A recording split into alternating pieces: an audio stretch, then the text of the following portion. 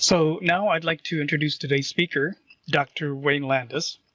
Wayne is director and professor at the Institute of Environmental Toxicology, Huxley College of the Environment at Western Washington University. He's here today because he was a member of the NASEM report I mentioned a few minutes ago and was especially involved in the chapter on risk assessment within that report. His talk is going to include an explanation of the approach described in that chapter and also a couple of examples as illustrations. So I'd like to welcome you, Wayne. Thanks for joining us today. Please go ahead and share your presentation, and I'll let you know when we can see your slides and can hear you. You can then start. Oh, this is to give you some context of where I am and what I'm about. This is the Cascade Mountains. This is from an airplane. We're over the Skagit River. The environment I live in and deal with a lot, especially from our risk assessments, it's moving all the time. We're still getting rebound from last glaciation. Mountains are going up. Everything's just is in a constant flux, and we're kind of used to that. So these ideas of equilibrium systems and static systems and things that are not probabilistic, they're kind of foreign to my life and our approach. It's going to be, it's already been an interesting morning for me. I got this paper by Connolly et al. Showing up in my research Google notifications that I was cited. This is a real interesting paper. A lot of work was done on it. Talks a lot about how gene drives will interact with the environment. But as a risk assessor, I look at words such as harm, risk, adverse. They're really normative, meaning that there's already an implied policy choice or preference, and that's not atypical. It happens all the time. And I'm going to try to make it through this talk without having one of those words show up. My responsibility as a risk assessor is actually not to make policy choices or have implied policy choices, but to present the alternatives, present the management alternatives that the actual policymakers and decision makers have. So this is called normative language. And I try very hard to not use those kinds of terms. So except when I mean risk, I'm going to try to not use these other terms throughout the rest of the talk. I just wanted to give credit to the paper. For this talk, it's a little different than what I usually do. Usually I'm there to talk about risk assessment and Bayesian networks and so forth and so on. This talk's a little different in that the audience, I assume, is familiar with synthetic biology in general and what a gene drive is. It understands what CRISPR is. I still want to spell it C-I-R-S-P-E-R. I just can't help myself. And the audience will understand how you build gene drives. So that's really well understood by the audience. But ecology and population dynamics is a broad topic. It's probably not as much. Most people understand ecological risk assessment as a regulatory process, not necessarily as a research tool and so forth. So a lot of people know about EPA and so on, but not necessarily that it's actually a research tool. So they think of it more as a regulatory requirement, not as an active area of research. I hope to dispel some of that. I'm just going to go and just give you some of my background so you understand the context. A little bit about the National Academy Gene Drives report, talking about cause-effect pathways and how we use Bayesian networks. And I know many of you have heard of Bayes and Bayes' theorem. Bayesian networks are a bit different. And then I'm going to talk about two case studies, one in Ponce, Puerto Rico, and then the Farallon Islands in California. Then briefly about some next steps. My PhD thesis was a long time ago, 1979. Why is it relevant now? Last time I checked, malaria is actually a protozoan. It's caused by a protozoan. Paramecium, and especially the Paramecium aurelia complex of multiple different species, is a classic protozoan, and at that time was one of the most studied. And I always looked on the ecology of it. So in order to do this, I had to integrate field research, computer simulation, such as it was in the 70s, series of laboratory experiments. What I was looking at was the killer trait in Paramecium. The killer trait in Paramecium involves a viral genome, at least supposed viral genome, living within a prokaryotic host, a classic bacteria, but the presence of that bacterium in the cytoplasm of the perimecium was determined by the host protozoan. So you have several different kinds of genetic interactions undergoing to produce a particular phenotype.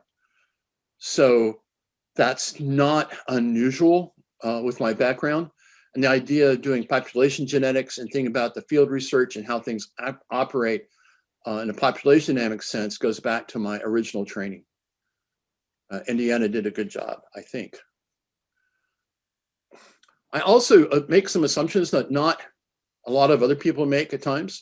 I assume ecological structures cannot be in equilibrium, that essentially that actually doesn't make sense if you understand them as being complex systems. They do not recover to an ideal state. There is no predisposed direction in which they're going. Therefore, linguistic models, and I mean the linguistic and the model words really count, such as the balance of nature, recovery, ecosystem health, don't represent the reality of the systems that we're working with. And I have observed often how they mislead decision making. We always want to get back to the balance of nature. The balance of nature is so important. We want to get back to the way it should be. These are actually all normative statements, and they don't really agree with how we now understand ecological systems. The baseline model I use is Hierarchal Patch Dynamics, Wu and Locks from 1995 and other publications. To me, that's my working model. And this is just the diagram of it. The HPDP assumes that ecological systems are non-linear, patchy, exist as layers of hierarchies with fluctuating connections and dynamics, and they operate a variety of temporal and spatial scales. And this is just like, here we have the level of the question we're looking at. It could be a gene drive moving through a population. It could be the amount of how a chemical would affect a population of something like herring or salmon. You have things that are very large scale, like the Puget Sound, the Pacific Decadal Oscillation, the distribution of chemicals throughout Puget Sound. Right here we have actually perhaps the herring population.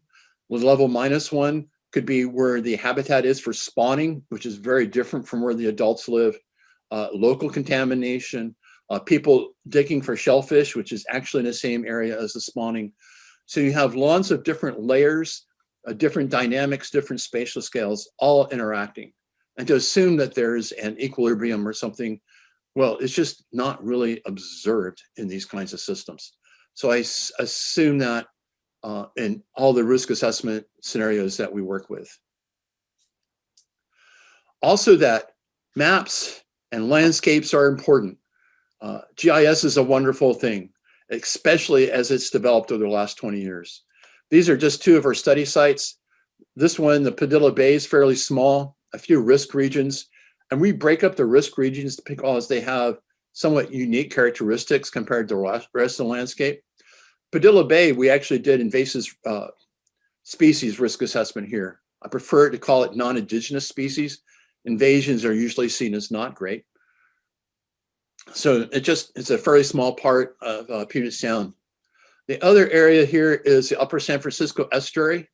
It's in fact the area I've mapped out is not very large, but 70% of the drinking water for California goes through it.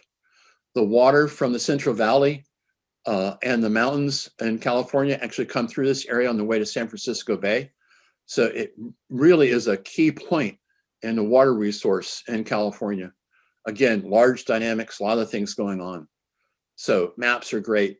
And when we do our risk assessments, we look to places on a map and how things interact across the landscape. The Book of Why, I don't know how many people have read it. I know you have your cameras off. Is a really fun book for me. It talks about how the world is determined by links of causal pathways. They're described by probabilities. It really puts some digs on conventional statistics, frequentist statistics, which I enjoyed.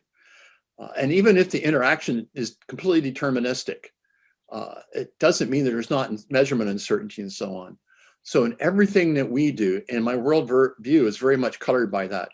Things are governed and described best by probabilistic distributions, probabilistic entities, probabilistic ways of looking at the world. Hence, risk is very much based on a probability, not a threat, not some normative statement, but I mean it in a very specific way. And I actually found this book a lot of fun. The other part of my background is I've been involved for a long time with EPA on making decisions and using risk assessment to make those decisions. I started with the review panel for the 1992 EPA framework. It was before there was an official framework. Those were really early days. And to me, it's very amusing that we use so much of that from the early 90s and even late 90s as like gospel for risk assessment. And I don't think anyone here uses a cell phone from the 1990s. One of the most important things I did as far as my development was serving on the ad hoc advisory board for the Science Advisory Board that looked at EPA's response to this, what we call the Silver Book. This is the Science and Decisions book that's pictured.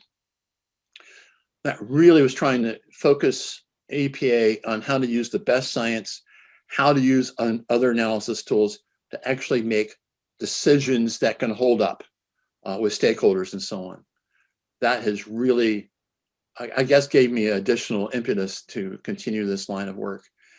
And I think of this book a lot when we talk about risk assessment, gene drives, potential ways they're going to be used to alter ecological systems in the future.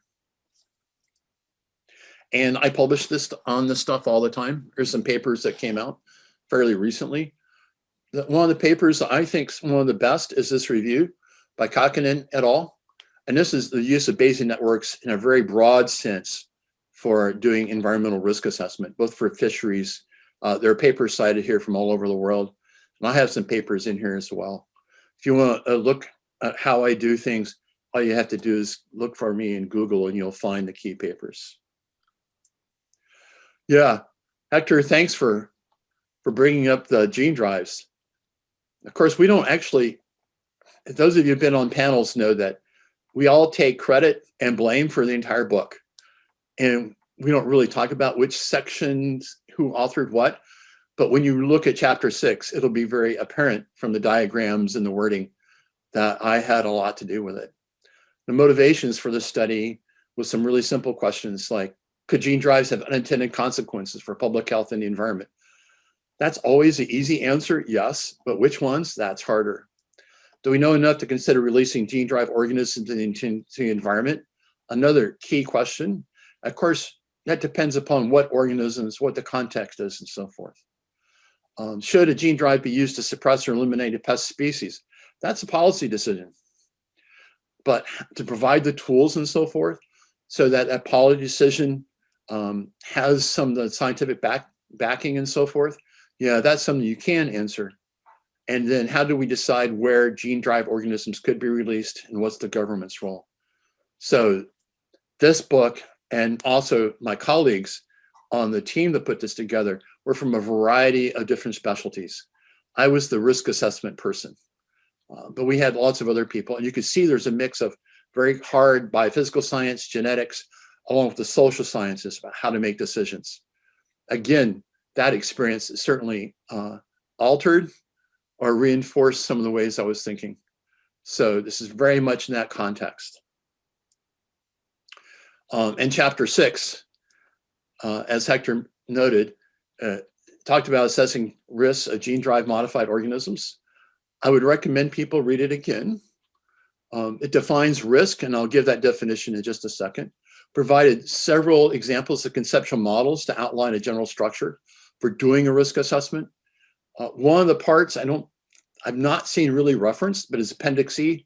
We actually give a lot of background, historical background on the idea of risk assessment. So a lot of this chapter 6 is certainly incorporated into our current research and my current outlook and the tools I use in order to calculate risk. Technical definition, and this is from the National Academy. And of course, I had some input into it, but like everything else with the academies, it has to go through the committee, and we have to reach a consensus on this. Technical definition that we use, and I use now, is that it's the probability of an effect one or more specific endpoints due to a specific stressor or stressors. It's a probability of an effect. You notice we don't say adverse, positive. We don't put a valuation on it ourselves. However, another way of thinking about this, in other words, risk reflects how often a specific change or change in environment will affect something of value to society, not to us as scientists, but to society, such as human health, outdoor recreation, or survival in endangered species. Those are all things of some kind of cultural importance. And oftentimes you'll see that cultural importance codified as a regulation. Not always. Also, even within the United States, we have federal, state, local, tribal jurisdictions. Living in an area where tribes are very important in the management of the environment, I understand that tribes are in fact sovereign, and they're sovereign not with the state, but with the federal government. You see different interactions of indigenous people with local governments and so forth, depending upon where you're working. But that's kind of the context I work in. So it's really risk is based on probability. When I hear risk, I think probability, not threat. The fundamentals, this is actually from our book chapter we published this last year. Sources, stressors, habitat, location, effects, impacts. This is the framework for the conceptual models as presented in the Green Book, and also that we've used since the late 1990s. We have sources which produce a variety of stressors, which have their own location where they interact with the things we care about in the environment. They produce a series of effects. And notice I don't say adverse, positive, they're value neutral. The impact is basically when you exceed the criterion set for that particular endpoint. That's the part where the cultural importance comes in. So that's how we keep effects and impacts separate. The impacts are to the endpoints that have some kind of cultural significance. We ourselves do not impose that cultural significance. And also, I'm often asked, okay, Wayne, here's how we think about this. What do you think about it? Which group of stakeholders is the most valuable? Which ones are you building the risk assessment for? And what we do is we build our risk assessment addressing specific endpoints to every stakeholder that we can. We don't make that choice. That's for other people to do. And here's the National Academy figure 6.2. It's the same sort of structure. We have a source, a stressor. In this case, we talk about modified genetic element, the habitats, different kinds, the various kinds of effects that you might expect, both target and non-target, and then the kinds of endpoints that are commonly used. I think the most important part of this diagram, though, is this part over here, where it says confounding sources and stressors. Oh yeah, things that make it hard. So my experience is whenever someone talks about using a gene drive, there's pollution, contaminated sites, wastewater treatment plants, pesticides, agricultural areas, non-indigenous species, lots of other things that are going on that also interact with this chain and need to be understood at least to some degree. And then when you think about synthetic biology and gene drives, I'm not going to go over what CRISPR is. I will give you how I model it in my head. It's basically inheritance that's where a gene is inherited greater than Mendelian ratio. It's not random assortment. Recessive lethals do this, where all of a sudden you find the trait, that phenotype is missing. If there's some heterozygous advantage, it may persist in a population, but very quickly you see that impact. Gene drives are a very specific mechanism, and not necessarily a recessive, but gene replacement that's ongoing. And it's not perfect. And I put in the clustered, regularly interspaced, short palindromic repeats for CRISPR just to remind people. The sequence is inherited at probably greater than would be expected. So it's not Mendel's laws. And basically it means that we have to rethink about Hardy-Weinberg population genetics, the binomial expansion. There are also some other assumptions that go on, and you actually see this in some of the thinking about gene drives. A lot of times the assumption is that the entire population mates and there's no real selection going on with that. Oftentimes I see in a few generations, the entire population will have this gene drive. Well, it's not really how populations work. And also the population is to be sufficient size so that you don't have some random effects, what we call founder effect and so on. It's the population that's actually breeding that you're thinking about, not the entire mosquito population, the entire fish population, but actually the effective breeding size, which is often a lot smaller. So you can have random events occurring at those kinds of scales. So that's something else to keep in the back of our heads. And so gene drives violate those clock assumptions. In the case of the heterozygote, the gene drive destroys the other allele, replaces itself. So it's certainly not a random assortment. And Hardy-Weinberg case is already selection for the gene drive allele at the molecular and cellular level. If you think about gene drives as that, therefore a gene drive allele can increase in frequency even if there's selection against the host. Remember that in evolutionary biology, there is selection both for the organism, but also selection in many cases are actually working on molecular level. These things are happening in the case of gene drives as well, and we need to be aware of that.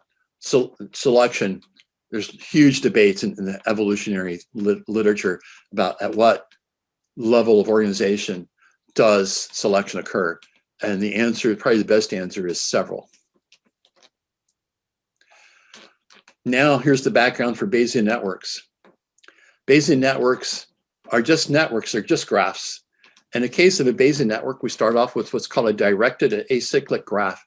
In this case, the arrows move from left to right. I tend to draw things from left to right. Some people do up and down. And the arrow is in one direction and there's no loops. The basic form of a Bayesian network is a directed acyclic graph. And there's lots of examples of this. In chemistry, biology, lots of other things as well. Bayesian networks, they have nodes. In this case, we like to think of them as an effect one or effect two in this particular case, and the impact.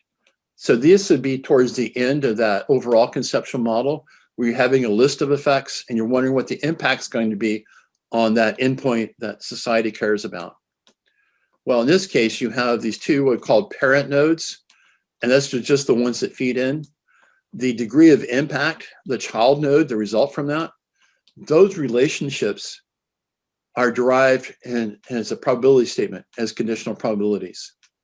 So that's where the difference is. This node is essentially a very simple way of describing how conditional probability determines outcomes.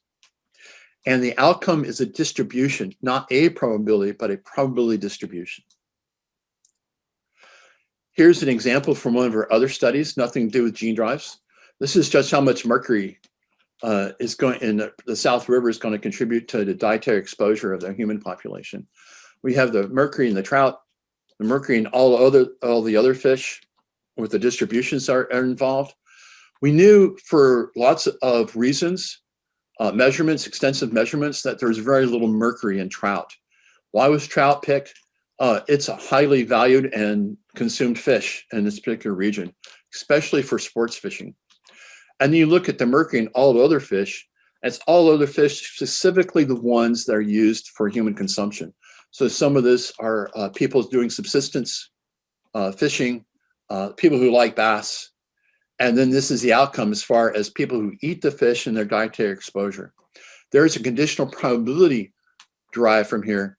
From the evidence, we actually knew consumption rates for these people, what the amount of mercury was in, and so we are able to calculate from that other information what the conditional probability table would be to actually estimate the river dietary exposure.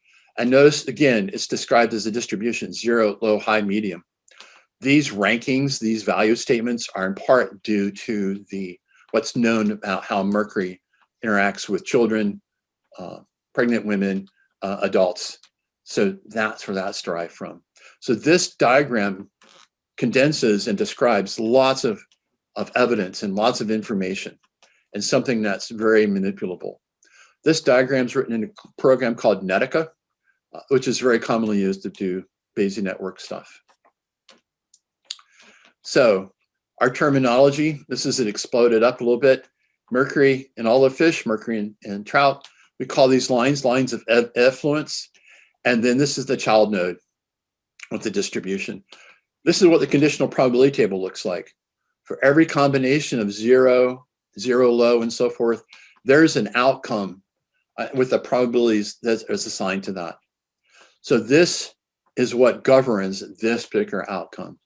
There are lots of ways of deriving a conditional probability table. The best way is to have as much data as possible, along with a construct, a model that you can use. Sometimes it's not that strong, and a good risk assessor will tell you what those uncertainties are.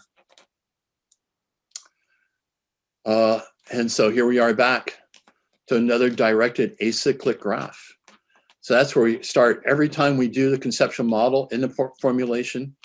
And in a problem formulation, we hear this a lot like it's some magical thing.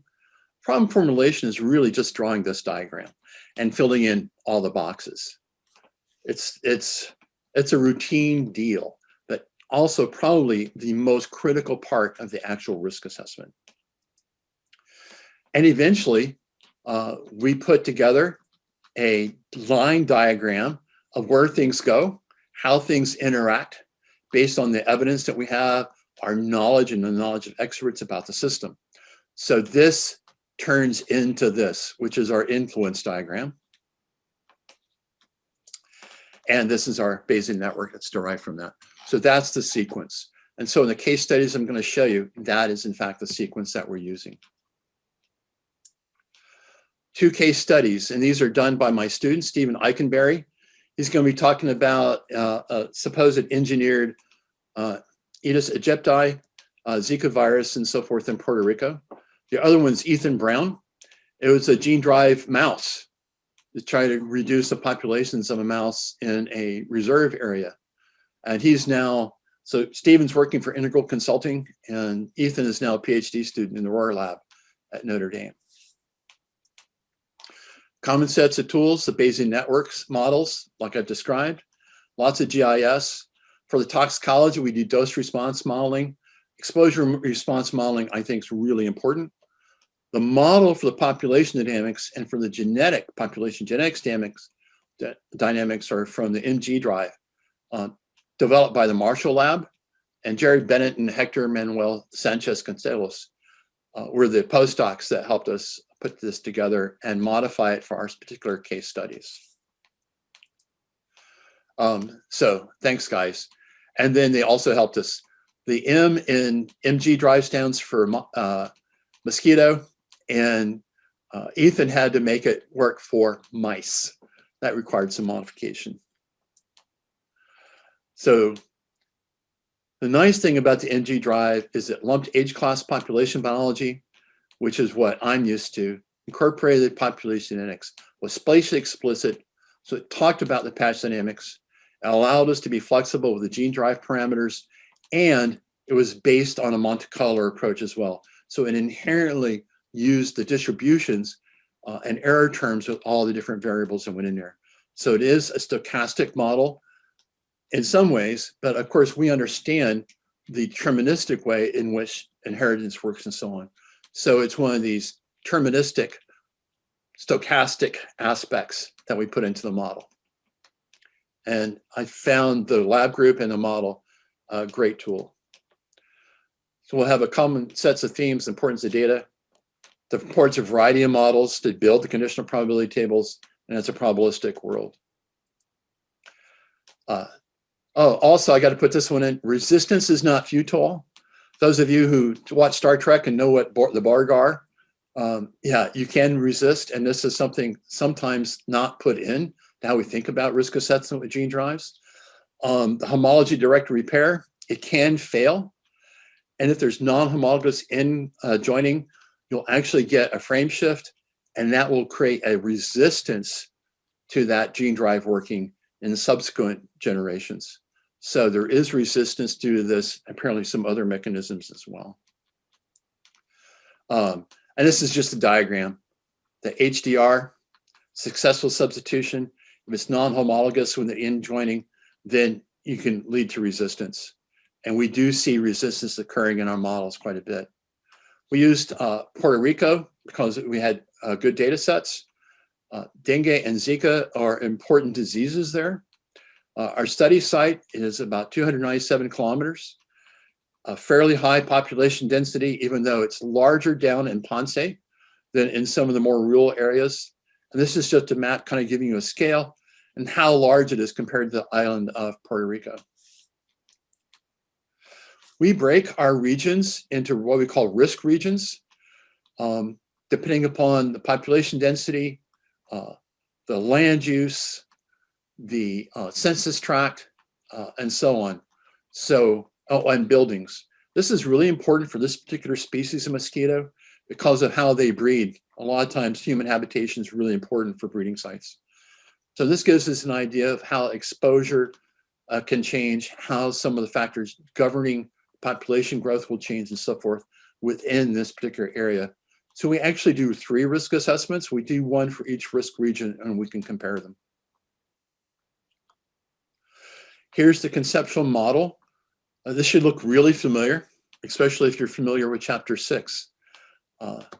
This is just the one we started from with this. And here's the Bayesian network that resulted from it. So here's where the impacts are.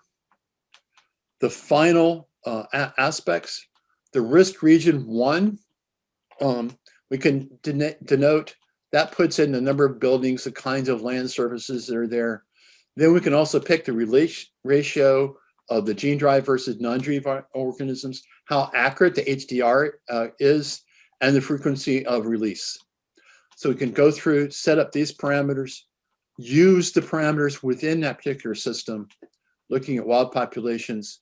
Pupae tend to be important because that is how they evaluate what's the threshold for dengue being in the population. And here's the Zika. Here we only calculate it out to the disease occurring in humans. And I'll talk a little bit about non-target things in just a bit.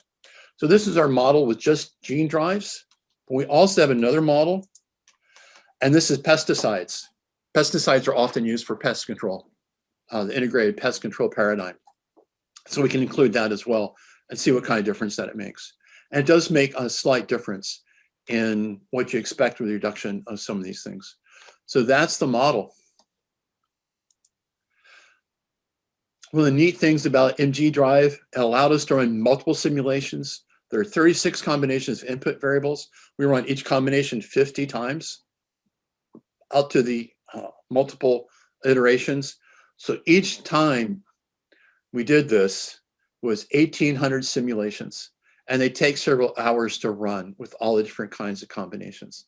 So it's a tedious thing to calculate, but this is the information we used to build the conditional probability tables from these release ratio and so forth to what the proportion in population is after the wild population is being exposed to a gene drive.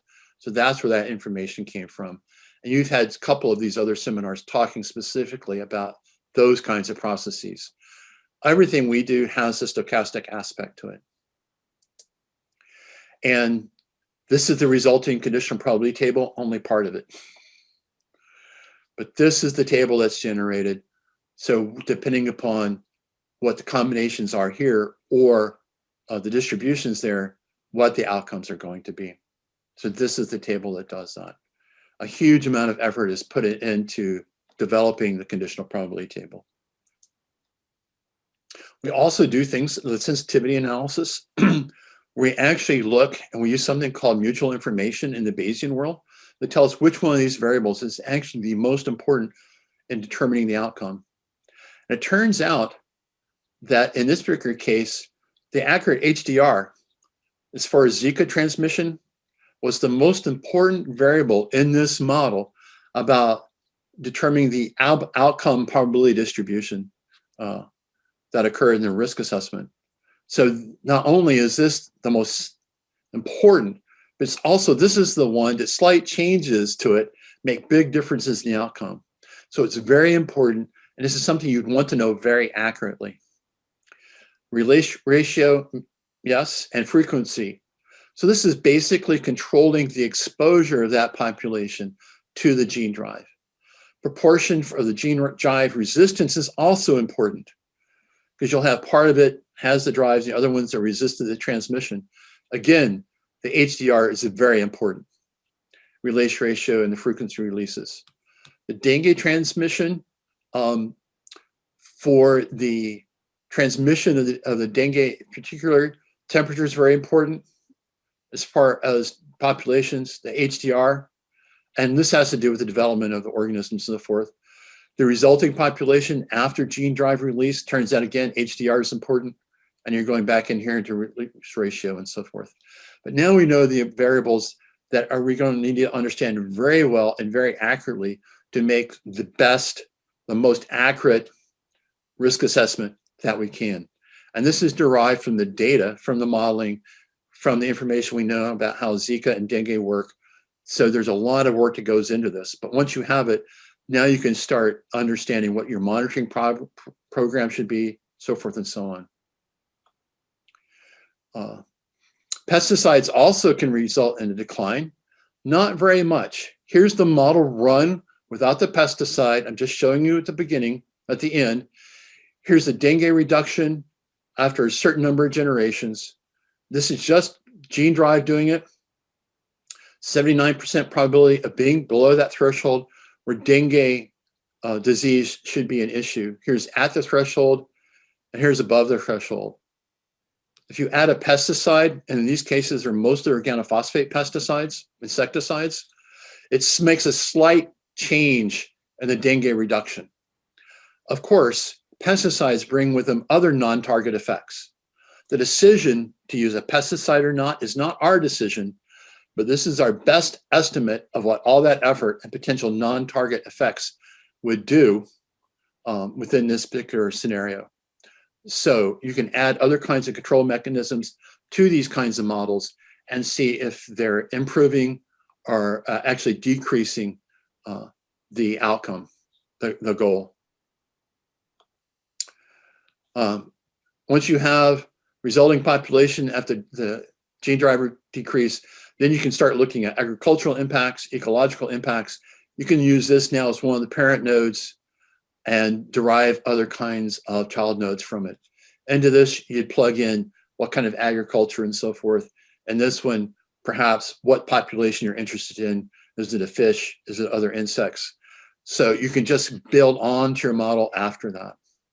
And that requires a longer explanation. The second one is not gene drives. I mean, it's not humans, but it's actually control. In this case, the southeast Farallon Island has 50% of the ashy storm petrel population nesting there. It also has a huge house mouse population. That's an introduced species from people taking their boats and so forth. Burrowing owls eat the mice. They think they're great. They also eat your endangered species. So there's an issue here. You don't want the burrowing owls to preferentially come to this island. In this case, it's just one patch. The island's really small. That has all these mouse at a density of 1,200 per hectare and also eat the storm petrel. So this case, it's trying to get rid of the mice to preserve the petrel, not because it's a direct effect, because the burrowing owl is attracted to the mice and also the petrel. So this is a different kind of population control issue. Rodenticides are often used, but they have non-target effects. Other birds and so forth eat the dead mice. And so people have been thinking about using gene drive technology to control the mouse population and therefore take the predation burden off of the birds. This is the SOX9 CRISPR construct being used to reduce the population of the mouse. This is not being used. This is our case study to see how this would work. Here's another Bayesian network using the same process before. And here we have the gull impact, the petrel, mouse eradication, and here's the owl as well, because the owl, yeah, they feed on lots of things. The part I'm going to show you is just this part, because we don't have but 50 minutes. The part that actually just goes through here, the pesticide dose, mouse abundance, and mouse eradication. So here's our Bayesian network with all the different inputs. And the question is, do we have mouse eradication? This is using the gene drive, release scheme 1, 7 years into it, 95% homing, which I know can go higher, and no rodenticide.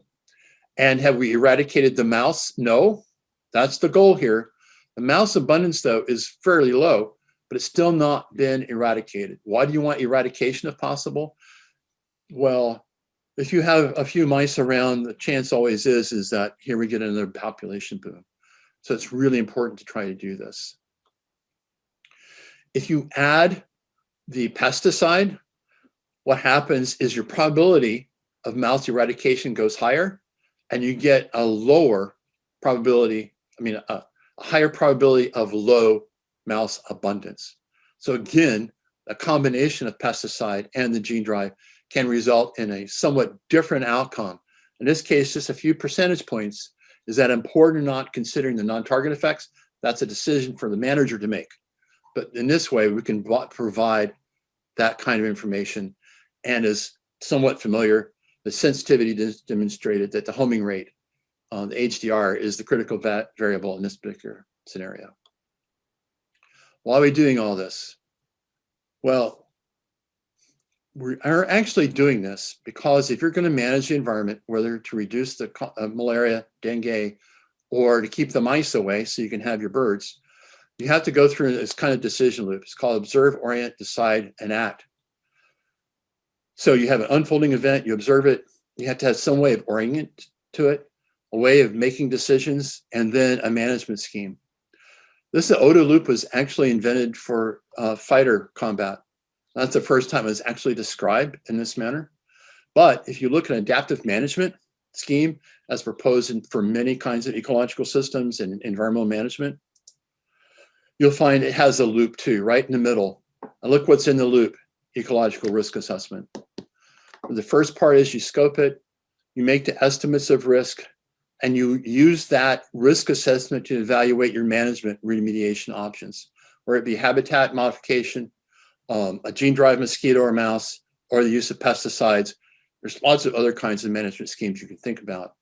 Then you actually use the risk assessment to evaluate which one of these are likely to work as far as meeting your endpoint, meeting your goal, but also what their indirect effects could be, your unanticipated effects could be. You implement a remediation plan, you go out and collect the data that you know is going to be important for, again, redoing the risk assessment. So this is your OODA loop as far as an adaptive management scheme is concerned. I wrote a lot more about this in a paper in 2017 that fleshes a lot of this out, but the risk assessment innately fits into adaptive management. So there's a framework and a calculation. Now here's some conclusions. One, this is my opinion, but from lots of practice, risk assessment needs to be a collaborative and multidisciplinary effort. These are the kinds of people that I think you're going to need for doing this. And I would suggest getting some more ecological risk assessors, people who do risk assessment to make decisions, not just human health, but people who are used to thinking about larger scales and interactions with the environment. Because in so many cases, some of your management alternatives may also have dramatic, I shouldn't say that word exactly, should have effects to the environment that people have, that they express their cultural values through. Let's base our decisions on evidence, scientific rigor, and not the emotion. Gene drives have had so many noted scientists being very emotional about gene drives will take over the world. No, they won't. Back and forth. I almost never see a calculation. Ecological risk assessment is a good starting framework, especially dealing with these kinds of systems. There may be a human health endpoint, but there are also other kinds of endpoints, valued systems, and their attributes that people will care about culturally. And now's the time, not later, now, actually, 2016 was a good time to actually start building an adaptive management process where all this is built in. I see parts of it.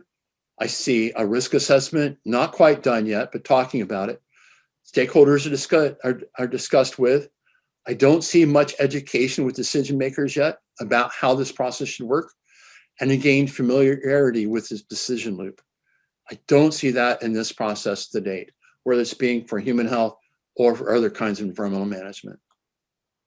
Next steps. You have a couple of quantitative examples. And I think they're different enough. It's not as people aren't quite as emotionally tied as they are to malaria and some of the non-indigenous species. But these are good ways to start looking how the numbers would work, the kinds of things you would need to know. And I would again suggest that we crunch the numbers before we make public pronouncements. When people say utility or dangers, both those things are normative. As you say, oh, here's the danger, remember that's a normative statement. It's not a factual statement necessarily. Utility, how well will something work, is always relative to a specification. The other thing is, we can do this now. But I still see the risk assessment moving much slower than the molecular tools in the toolboxes. That means I'm done. I see our 50 minutes is up. This is time for questions, but first, this is what I do to remind myself I'm done. And this is the sunset. I'm over the United States. The sun is setting over Vancouver Island. Yes, I live east of Canada. And you're wondering, how does that happen? Our border is a very interesting border and very convoluted. And the capital of British Columbia is actually south of us. Thank you all very much. And I'm ready for questions. Hey, thanks, Wayne. Yeah, I think this was a really interesting talk because you put things into the context of risk as being a probability alone. And I just want to push back a little bit on that from your initial statement, because and the reason I want to do that is because there are regulators in the audience or former regulators in the audience who are used to thinking about risk as probability of harm. So the normative language built in. In fact, the context of the conversation surrounding GMOs, and that includes gene-driven organisms, is the potential adverse effects. And that's internationally what the countries that have signed on to, for example, the Cartagena Protocol, kind of keep in the back of their minds. So I guess even when you're talking just about the language of the definition that you just mentioned, talking about stressors, doesn't that imply some value? Otherwise, they would be just referred to as change agents. But then also related to that, but how do you decide what risks to assess without some kind of value background? Or how do you identify the entities you want to calculate the risks to? Right. So those are all good questions. One about stressors is the easiest one. I put that down in a paper in the 1990s, and change agents is harder, and I was doing it mostly for chemicals, and that's what the language was used. So change agent works well, but stressor is what we started putting in the literature, and especially for chemical risk assessment, that's where this thing was originally derived from.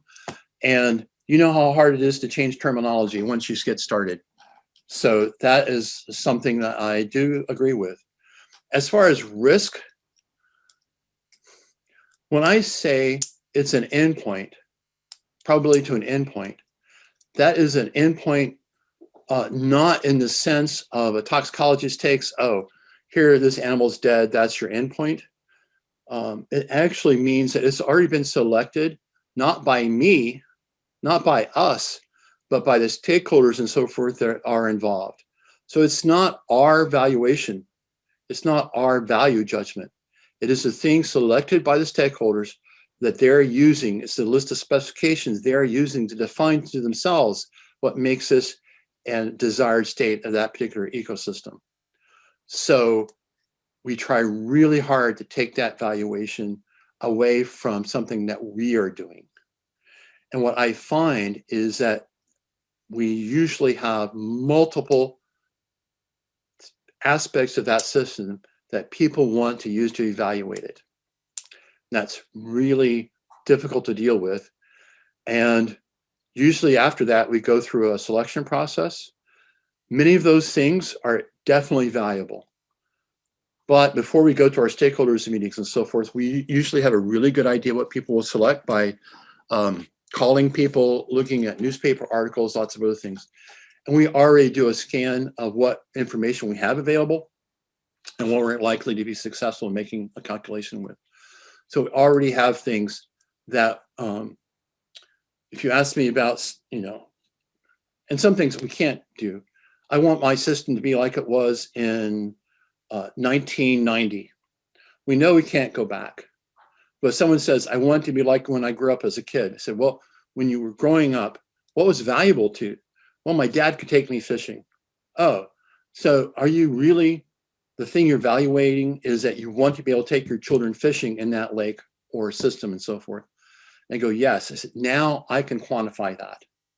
That's something we can calculate risk to. So we try really hard to take that away from the normative aspects that we have.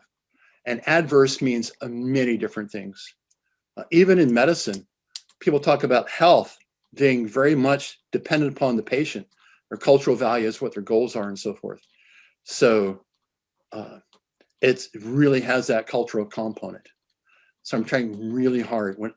When I say risk, I mean to an endpoint which has a cultural value, not mere probability. So risk assessment is doing that. And also, don't forget that probability can go in two different directions. It can go up or down. It could make the system better, the calculations could, or make the system worse compared to those specifications. So I'm really trying to be very careful.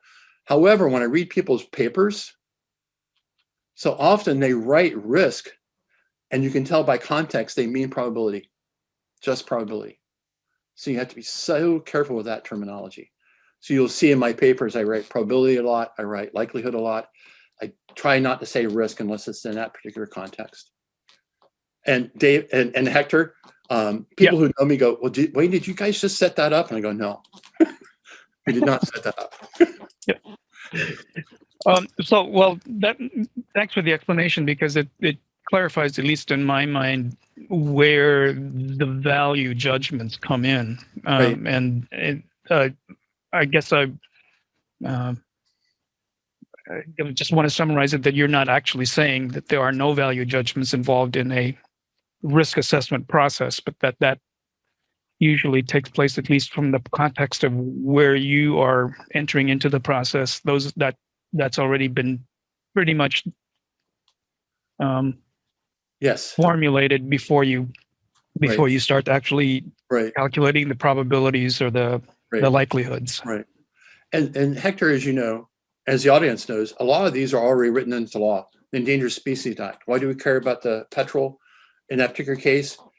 Our culture has codified that value by writing a law for it.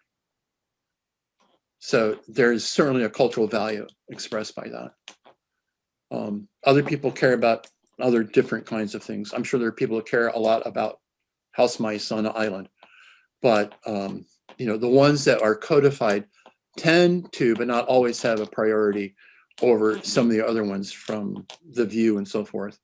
One of the things that's been more difficult is incorporating the value systems of indigenous people. In the tribal areas that I work on, they are fairly well codified as part of regulation by tribal law, and also the interaction they have via the treaties. In other places, it's harder because that relationship between the federal government and the indigenous people is not as clear and not as codified. That makes it more challenging. And also that's where you need someone who's culturally aware and hopefully part of that culture, but also understands what we're doing, to act as a go-between to make sure we've properly covered that cultural value. Great, thanks. Sure. I'm going to move on to other people's questions. I don't want to hog the conversation. So Dave Abrakta has written a question. He asks, could you say something, Wayne, about about how probabilities are communicated to decision makers? It seems that decision makers need to be able to interpret the probabilities that your models create. Okay, there's a lecture on that. I'm not going to do it. But the risk communication is one of the most challenging parts of this. And I actually see this in the publications coming out about malaria and so forth. So we use several tools. We actually use bar graphs for some people. And a lot of times, those criteria we set for high, medium, and low, we actually get from a regulation or from the values expressed by stakeholders. So those are kind of the breakpoints. We also talk a lot with decision makers about where their breakpoints are between making these two sets of decisions. So we'll actually talk to them about that. So that bar being on low risk, that actually means something as far as how that risk assessor has to make that decision. That doesn't always happen. And in environments where there are many different cultures and so forth, that can be challenging to do. So we use the bar graphs. One of our most effective tools are the maps again, because all these risks relate back to the maps. If you want to say one region has a higher risk than the other, the one with a higher risk, a higher probability of having an event that people don't want to have, we color red. If it's intermediate, we put a yellow on it. And there are times if it's little or no risk that's detectable, we put green. We do the stoplight thing. And it's amazing how quickly people understand that. The other thing we do too is say, okay, let's put different inputs in and see how much it changes the risk picture.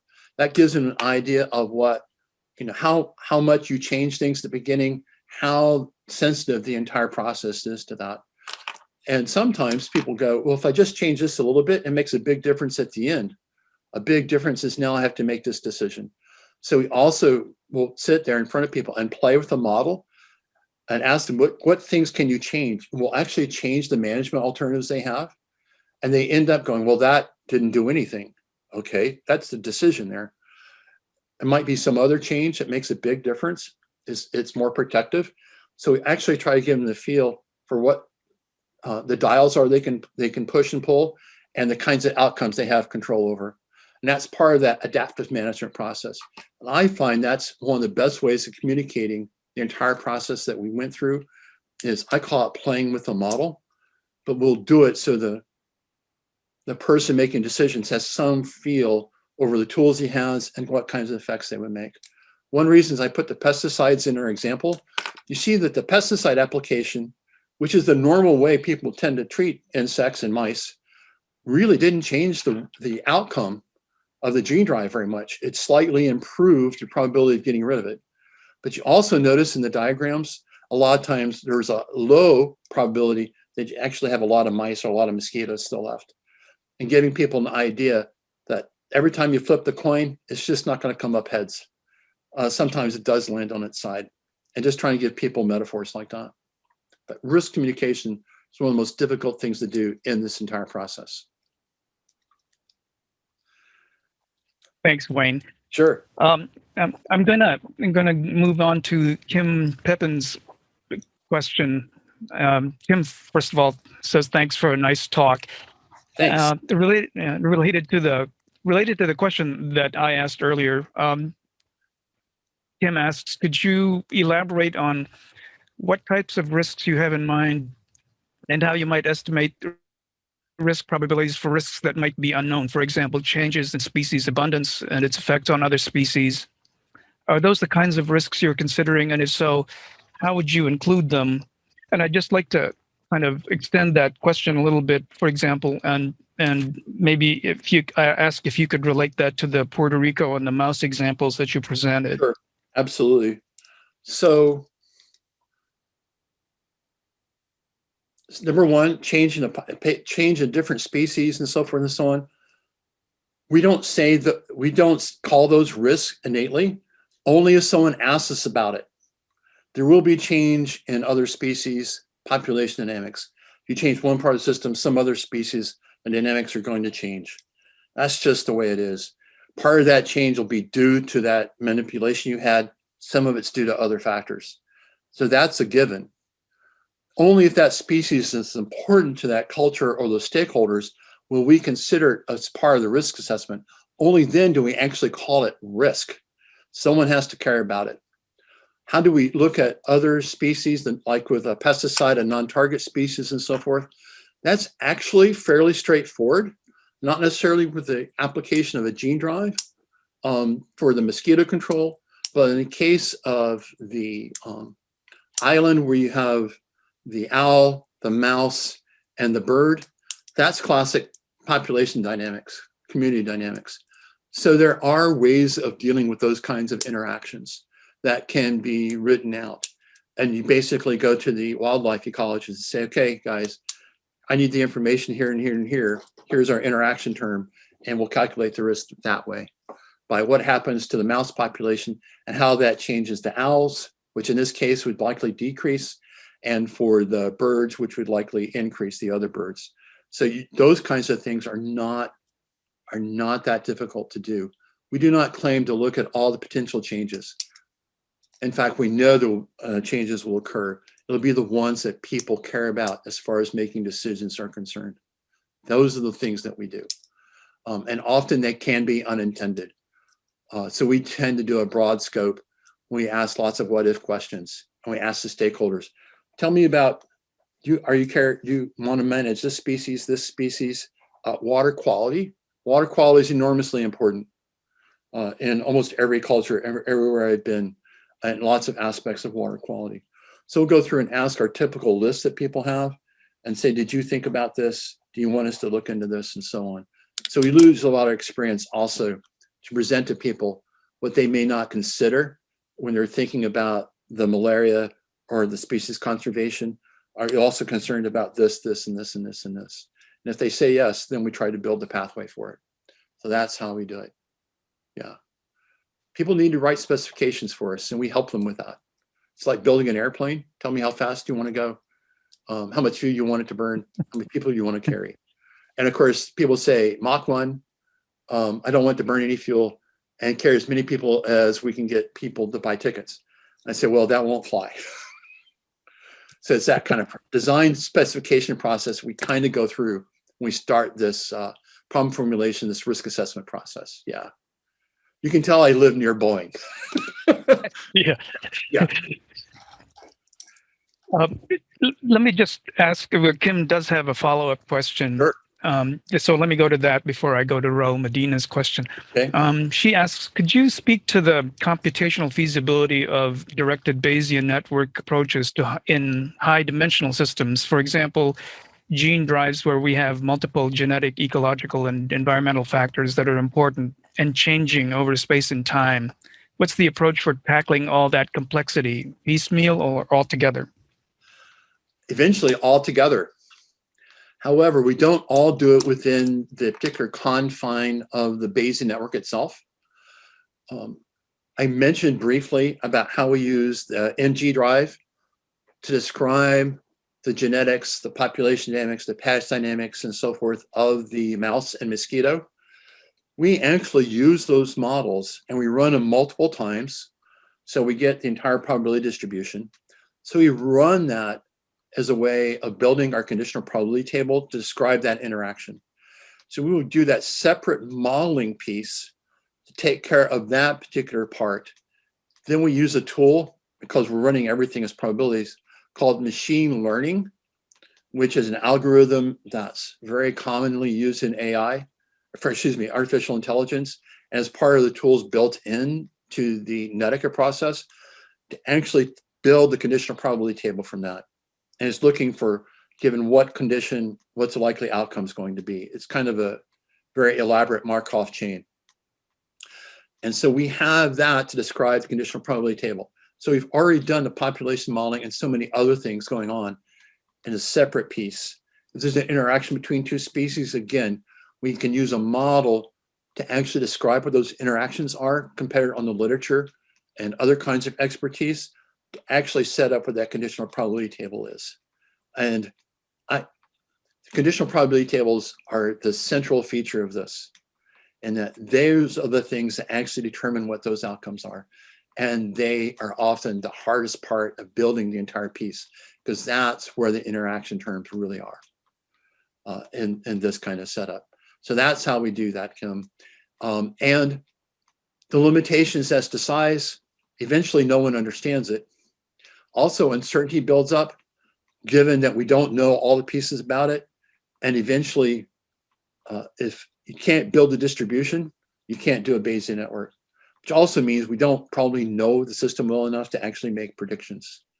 The other thing is don't walk away from the system. Adaptive management is important because you go back and measure. You go back and follow the system. You need to do it in context of the risk assessment, because we're going to tell you how often, where, what precision we need in order to build the risk assessment and make the probabilities actually representative. So you have to build in that loop process. You have to observe. You have to observe based on how you think the system works, so you can orient it. So that's how we do that. You can make a Bayesian network that's very large and expansive, but the uncertainties build up till it doesn't really provide information. So you have to limit it.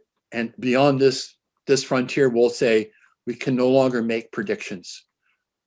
The uncertainties are now so large, it's uninformative, is what we say. And that's a way of getting to what the limits are. I don't know what the limitations are to Bayesian networks. It's probably not actually in the literature. It's actually proprietary, because Google, all those companies use it. There are many people use its business applications where we don't see perhaps the most information-rich, updated often kinds of Bayesian networks. We don't see those published in the literature. I would love to see how Google and Amazon do some of this, what kinds of tools they have. It is known that they do use Bayesian networks and similar tools, but of course, those kinds of things don't get published. I would love to see that. Yeah, Kim, thanks for those questions. Those are great. Yeah, thanks. So let me turn to Raul Medina's question. He asks, if someone conceptualizes an effect as catastrophic, and I guess we're talking about something that's defined as catastrophic, right? Regardless, do ecological risk assessments, risk assessment frameworks apply? Oh yeah, they do, sure. Non-indigenous species often have catastrophic results. Absolutely. Yeah. So they're catastrophic by certain definitions. The invasion of eelgrasses and so forth from Japan has essentially taken over a lot of the eelgrass and other kinds of marine plant areas within Puget Sound. It's only in some of the reserves and so forth that we have a preponderance of the native type. So in some definitions, that's a catastrophic decline in the native species. Catastrophic. However, if you're the organisms, if you're the herring, the crab, the other kinds of things that use that kind of habitat, that is now considered ideal habitat for them. And in fact, in some areas, they don't want you taking away the non-indigenous species because that would reduce habitat. So one person's catastrophe is another person sometimes, okay, I'll live with that. They make very different kinds of decisions depending upon the backgrounds they have and what the management responsibilities are. So we do catastrophic types of things. Whirling disease is one that we've dealt with, which is catastrophic when it gets to whirling disease is a parasitic infection of trout, cutthroat trout. Many of the trout that are in the mountains of the West are in these isolated species populations in the alpine area where the water is cold enough. They have no resistance to whirling disease, which is actually a European-derived disease. So when they get in, their population goes away. Absolutely a catastrophe. So we end up calculating what the probability is of these populations going away, and we've done that. We have a paper on that. The management solution for that, to prevent these catastrophes, is something that most people don't think about, and that's putting dams in. Dams and other breaks to fish passage, because the parasite moves along with the fish. So you actually make the population more isolated and prevent that catastrophe from occurring. And of course, in the West, we're taking out dams. Those are different kinds of dams, but you really try to cut down on the exposure. So we do model those kinds of things using ecological risk assessment. And sometimes it's you're up or you're down, you know, things are good or things are gone. But we can calculate the probabilities across of that. And we've done it for the entire western part of the United States for this particular disease. The The hardest thing about being a risk assessor, sometimes you do all the numbers, you go, damn, our management options are few and the results are catastrophic. Yeah. Great question. Actually, Raul clarifies his question a bit. He was asking the question thinking about the precautionary principle perspective. That is, do ecological risk assessments they be applied within precautionary thinking frameworks? All the time. Yeah, that's a very European, that's a group to Europe. Many, the EU and some other European countries do tend to be more precautionary. And what it is that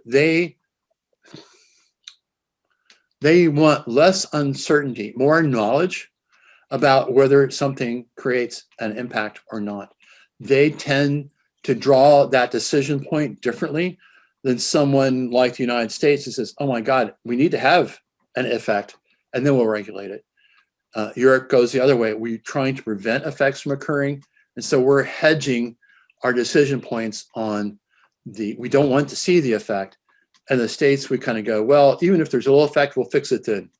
So that's how you draw up where your decision points are and the endpoint of the risk assessment.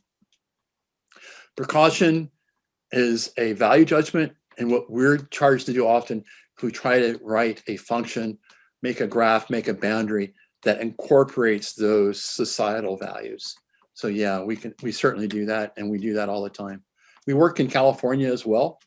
And California is much more precautionary aspect than, let's say, some other states. So there's a wide variety even within the United States as how precautionary people regulate depending upon state to state and federal agency to federal agency as well. Great, thanks, Wayne. Sure. So that actually brings us to the end of the questions that we've asked, and so I'm just going to make a final comment, and then leave it to you to finish out this session, and then I'll come back with a final comment. All right. Yeah. So my comment really has to do with the examples that you mentioned, the Puerto Rico example and the house and the mouse example. And that has to do with you're really focused on the efficacy of the drive mechanism in your calculations. That is, as you mentioned, the exposure to the drive. Right. And I'm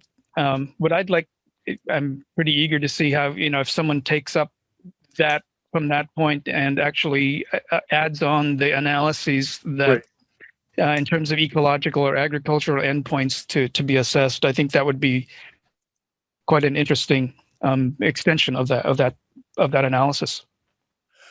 Yeah, I completely agree.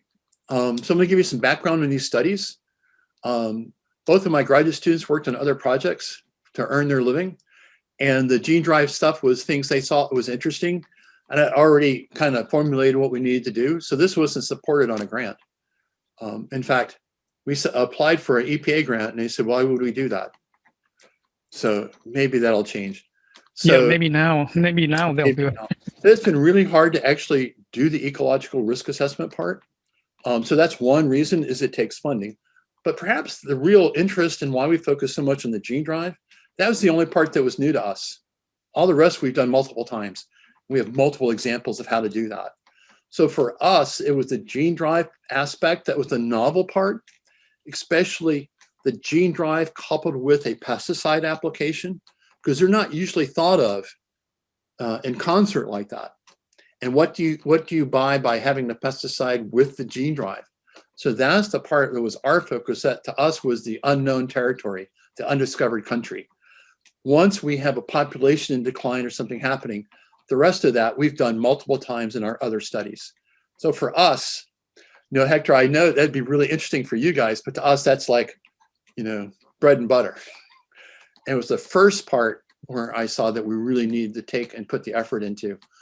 And once I have that part done, the rest is, we've done this way, this way in the past. And we've looked at forests, fisheries, terrestrial systems. Other colleagues of mine have worked in Australia using the same tools. We've used eDNA as a surrogate for community structure. We've done risk assessments for those kinds of things. So we have a broad experience with that, but not so much with the gene drives. So that's a reason that we really kind of focused in these particular studies on that. I noticed they're really two very different examples. Almost, a very mammal, very conservation oriented. Another one more human health. And what I read, that pretty much is the gamut of the things I read about the application of gene drives for. So there were two case studies that we could use. So after that, for us, it's kind of like it's just routine calculation. Yeah. Well, then I'm hoping then we can continue to have this conversation and see how. Oh yeah. Yeah. How those can be added on. Actually, Yeah. I lied. There is one other question, one Okay. more question that comes up from Dave O'Brachta. While I appreciate the potential value of quantitation and your advocacy of it, it implies that qualitative risk assessments are inferior. Are there some examples you might be able to supply that demonstrate how each approach has led to different decisions? I keep seeing people with qualitative risk assessments, and they're hard to compare because I keep trying to build the equation for it. And I told you guys what my background was: population biology, population genetics. We don't do qualitative stuff very much, do we? So do I see a qualitative risk assessment? Qualitative risk assessments can work, but it depends upon your definition of qualitative. To me, as long as I've been doing risk assessment, there's always been a calculation and an error term. However, using ranking tools are often called qualitative. However, the underlying mathematics is not. You can set up ranks and do quantitative analyses, even if you're using a high, medium, and low kind of calibration. It all depends upon how you define high, medium, and low. Once you have that ranking system, you can do quantitative analyses of that. You can get error terms with that. You can do sensitivity analyses with that. So, and actually our beginning, what you see now is the Bayesian stuff. We actually started off just by using ranks and filters. Basically, it was exposure or not exposure. It was a 0 or 1. So that's how we set across something that's very qualitative in that regard. So we went from that and made a ranking aspect that a lot of people consider qualitative because they're not used to doing calculations with them, to being more and more and more quantitative. The reason we use Bayesian networks is that they do well with categorical information. Qualitative risk assessments are often, the ones I see, are often categorical, using categorical evaluations. But you can make those quantitative as well.